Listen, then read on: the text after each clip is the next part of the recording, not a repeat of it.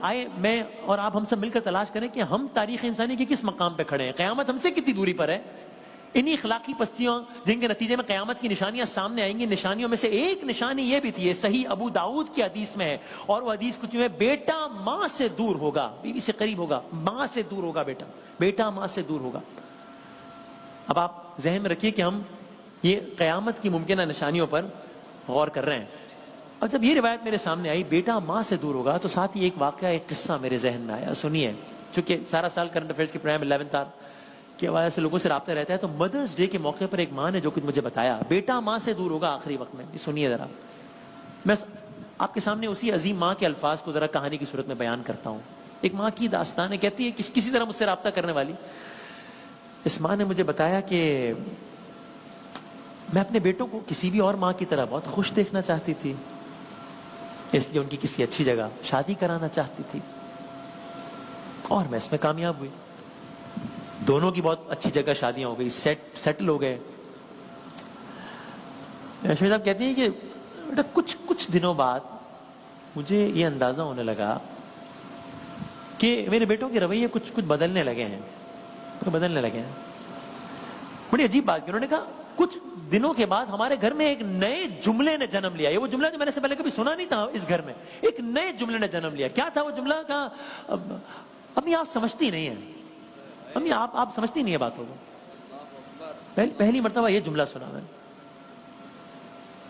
وہ کہتی ہے میں امی آپ سمجھتی نہیں ہیں باتوں کو۔ آپ میں حیران ہوتی تھی کہ یہ مجھے کیا ہونے لگا ہے۔ میں جو پہلے نہ صرف خود سمجھتی تھی بلکہ ان بچوں کو بھی سمجھاتی تھی، ان کی سمجھ بھی آتی تھی، میرے سمجھانے پر ہی انہوں نے شادیاں بھی کر لی، سیٹل بھی ہو گئے، اب ہر معاملے میں مجھے یہ کیوں سننے کو ملتا ہے کہ امی آپ سمجھتی نہیں ہیں۔ یہ کہتی ہے کہ لیکن پھر آہستہ آہستہ مجھے سمجھ آنا شروع ہو گیا۔ کیا مطلب؟ کہتے بیٹا یہ سمجھ میں آنا شروع ہو گیا کہ یہ مسئلہ میرا ان کی بات سمجھنے کا نہیں ہے، بلکہ اب یہ بڑے ہو گئے نا، جوان ہو گئے نا، تو اب میں خود ہی ان کو سمجھ میں نہیں آ رہی ہوں، میں سمجھ میں نہیں آ رہی ہوں ان کو۔ اور کہتی ہے کہ چونکہ میں اپنے بچوں کی خوشی کی خاطر ساری جائیداد تو پہلے ہی انہیں منتقل کر چکی تھی۔ میں نے کہا کیوں آپ نے ایسا کیا؟ کہنے لگے اس لیے کہ میرے خیال میں میرا اصل اثاثہ تو یہ بچے ہی تھے نا، وہ جائیداد تھوڑی میری اثاثہ تھی۔ تو کہا جائیداد تو منتقل کر چکی تھی۔ تو اب ان بچوں کو یہ بات اچھی طرح سمجھ آ گئی تھی کہ اگر وہ کسی بھی معاملے میں ان سے ناراض بھی ہو جاتی ہوں تو اس کا نقصان ان کو نہیں ہوگا، اس کا بھی نقصان مجھے ہی ہوگا۔ بہرحال کہتی میرے بڑے بیٹے کی نوکری دبئی میں ہو گئی، اور اس وقت بھی جب اس کی بیوی اور پیدا ہونے والے بچوں کو میری ضرورت تھی تو مجھے ساتھ دبئی بھی لے گئے۔ کچھ عرصے بعد ضرورت نہیں رہی، کسی بہانے سے مجھے واپس بھیج دیا۔ اچھا اب وہ یہ بتاتی جاتی ہیں اور روتی بھی جاتی ہیں، آپ دیدہ بھی ہو رہی تھی، کچھ روتی جاتی ہیں اور بار ایک جملہ کہتی جاتی ہیں، کیا کہ بیٹا اب مجھے سمجھ آنا شروع ہو گیا ہے، کیونکہ وہ بار بار کہتی تھی، وہ بار بار کہتے تھے نا کہ امی آپ کو یہ بات میری سمجھ نہیں آتی۔ تو کہنے لگی بیٹا اب مجھے نا یہ باتیں ان کی سمجھ میں آنا شروع ہو گئی ہیں۔ یعنی مجھے ایسا لگا کہ جیسے وہ ایک جملہ نا، جیسے وہ ایک جملہ اس ماں کو کھا گیا ہو۔ خیر کہتے ہیں بیٹا بات یہ ہے کہ جب چیزیں ضروری نہیں ہوتی ہیں نا تو پھر وہ چیزیں بوجھ بن جایا کرتی ہیں۔ تو اب معاملہ یہ تھا کہ میرا کھانا ان پر بوجھ بن گیا، میرا بولنا ان پر بوجھ بن گیا، میرا بات چیت کرنا بوجھ بن گیا، اور ان حالات نے جہاں مجھے بہت کچھ سکھانا شروع کر دیا نا، وہی مجھے ایک بات اور سکھائی، میری زبان بند ہونا شروع ہو گئی۔ یہاں تک کہا، کہتی ہیں بیٹا اس دن میں مزید ٹوٹ گئی جب ایک روز ایک بیٹا دوران گفتگو روانی میں مجھ سے کہہ گیا، امی آپ کبھی ہمارا بھی تو سوچا کریں نا، اپنا ہی سوچتی ہیں ہمیشہ۔ کہتی ہیں وہ تو یہ بات کہہ کے آگے گزر گیا، میں وہیں رک گئی کہ یہ اس نے کیا کہا، میں ان کا نہیں، یعنی میں ان کا نہیں سوچوں گی، ایک ماں نہیں سوچے گی۔ یعنی جس نے ہمیشہ گیلے میں لیٹ کر بچے کو سوکھے میں سلایا وہ ماں نہیں سوچے گی، جس نے خود جاگ کر بچے کو سلایا وہ ماں نہیں سوچے گی، جس نے اپنی جوانی اپنے بچے کو منتقل کرتے وقت بڑھاپے کو گلے لگایا وہ ماں نہیں سوچوں گی۔ خیر پھر ایک نئی چیز میرے سامنے آنا شروع ہوئی، یہ بھی وہ چیز جس سے پہلے کبھی میں نے سوچی نہیں تھی کہ اب جب وہ یہ بتا رہی تھی نا تو میں وہ تکلیف محسوس کر رہا تھا کہ جو مجھے ان کی آنکھوں میں نظر آ رہی تھی، جو ان کی آواز میں نظر آ رہی، کہنے لگی ایک نئی چیز آنا شروع ہوئی، کیا؟ وہ تھی آوازوں کا بلند ہونا، آنکھوں میں آنکھیں ڈال کر بات کرنا۔ مجھے سمجھ آیا اچھا اب یہ اتنے بڑے ہو گئے ہیں اب آواز بلند ہو سکتی ہے۔ یہاں تک کہا انہوں نے، کہنے لگے ایک روز جب ایک بیٹا زیادہ اونچی آواز میں بات کرنے لگا نا تو میں نے ایک دفعہ تو ٹوکا، ایک دفعہ تو روکا، مگر پھر میں خاموش ہو گئی، اس لیے کہ مجھے لگا آج بات مزید آگے نہ بڑھ جائے۔ میں نے کہا کیا مطلب؟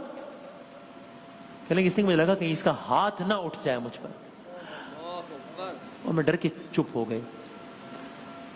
اور آپ یقین کیجئے کہ عثمان نے یہ جملہ کہا، ساتھ اس نے ایک عجیب و غریب بات کی، یقین کیجئے عثمان نے جملہ کہتے ہیں بیٹا اس کا ہاتھ اٹھ جانے کا ڈر نہیں تھا جس کی وجہ سے میں چپ ہو گئی۔ میں نے کہا کیا مطلب؟ پھر آپ نے بھی جو کہا کہ میں ڈر کے مارے چپ ہو گئی، ہاتھ اٹھ جانے کا ڈر نہیں تھا تو کیا ڈر تھا؟ کہنے لگی اس ڈر سے چپ ہو گئی کہ کہیں ایسا نہ ہو اس کا ہاتھ اٹھ جائے، خدا اس سے ناراض ہو جائے اور روز محشر اپنے اس عمل کا سخت حساب اسے دینا پڑ جائے، اس وجہ سے چپ ہو گئی۔ اللہ اکبر۔